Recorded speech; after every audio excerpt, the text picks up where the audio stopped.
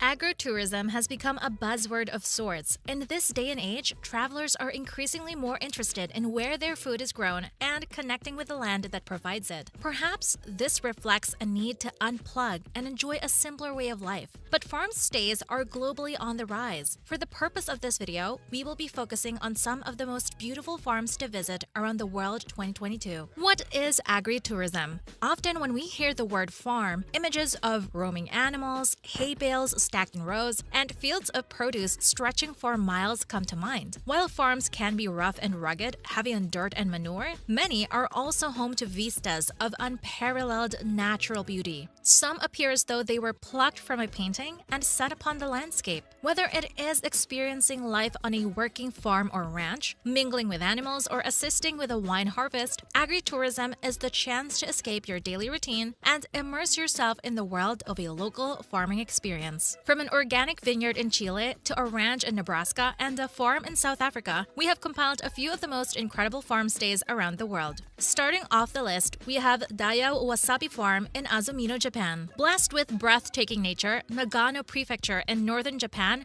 is widely known for its agriculture, particularly the massive crops of wasabi. Much of it is produced at the Daiyo Wasabi Farm, the largest farm dedicated to wasabi in Japan. Founded in 1915 and now spread across 37 acres of land, the farm produces over 100 tons of wasabi every year, accounting for a tenth of the nationwide production. Most of it is consumed at the farm's restaurant in the forms of donburi, curry, noodles, beer, ice cream, and more. The cultivation of wasabi is not the only thing that the farm offers visitors. Photogenic sites await guests throughout the premises, including sacred caves and a shrine where the torso of Gishiki Hachimen Daiyo, a medieval thief whose adventures are sung about in local folklore, can be found. In 1990, Daiyo Wasabi Farm was prominently featured in the final segment of Dreams, a magical realist anthology film directed by the legendary filmmaker Akira Kurosawa. A quaint watermill was constructed for the film that has since become a popular tourist attraction. The next is Monticello's Vegetable Garden and Fruitery in Charlottesville, Virginia. Perched in the Blue Ridge Mountain foothills just east of Charlottesville, Virginia, Thomas Jefferson's estate of Monticello is home to one of the early United States' most wondrous culinary gardens. Carved into a hillside and supported by a massive stone retainer, the 2-acre vegetable garden holds more than 330 varieties of more than 70 species of heirloom vegetables, as well as dozens of herbs. Nearby, the 8-acre fruitery, a 400-tree orchard and vineyard with berry patches, contains at least 170 historically significant varieties of more than 30 species of fruit. The grounds replicate the collection of botanical treasures Jefferson assembled from 1770 to 1826. Rarities such as 14-inch long cow's horn okra from Africa and bulbous purple calabash tomatoes from Mexico grow alongside the indigenous, melon-like green-striped kashu squash and the carrot-esque China rose winter radish. Staff conducted extensive research and archaeological digs to ensure historical accuracy, but also left room to build additions that Jefferson envisioned but never finished.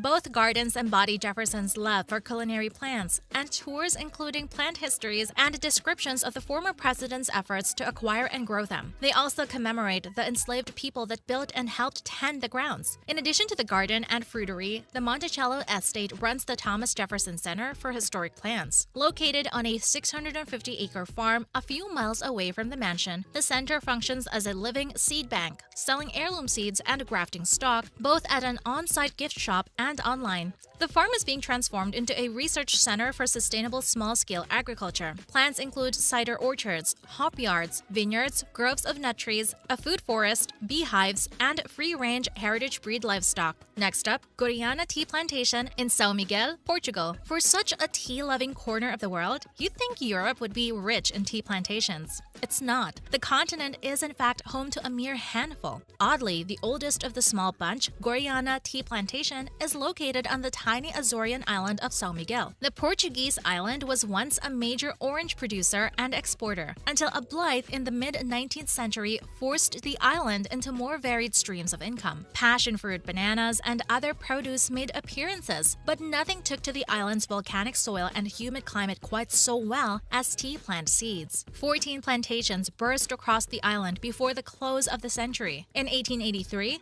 Ermelinda Gago de Camara opened a 32-acre farm called Goriana with what was then state-of-the-art hydro-powered equipment. Today, the plantation produces 44 tons of tea annually, using the original equipment and overlooking the same pristine stretch of unobstructed Atlantic Ocean. Visitors can book tours of the facility and, depending on the time of year, witness the picking and packing of the tons of leaves. Their spread of black and green teas are available on-site as well as online. Tea grown and processed here is shipped to Japan, Angola, Brazil, Germany, the US, and beyond. Not bad for a tiny island. Coming next in our list is China Ranch Date Farm in Tecopa, California. Deep in the Mojave Desert, outside of Death Valley, there's a lush oasis of palms, cottonwoods, and willows in a canyon. Tucked away from almost anything resembling modern civilization, the China Ranch Date Farm can be reached only by following a winding gravel road carved through steep, chalky cliffs. Though the rugged drive can seem daunting, the payoff is yummy, as the century-old family-owned farm sells its bounty in the form of numerous delicious date products, from breads and pastes to syrups and, of course, delicious date shakes made fresh to order. There are plenty of cultivated varieties of dates for sale as well, including Daglett Noors, Medjool, and deep purple Dairis. Depending on the season, China Ranch has also been known to harvest and sell Hyani, sweet yellow Barhi, and creamy Kadrawi varietals.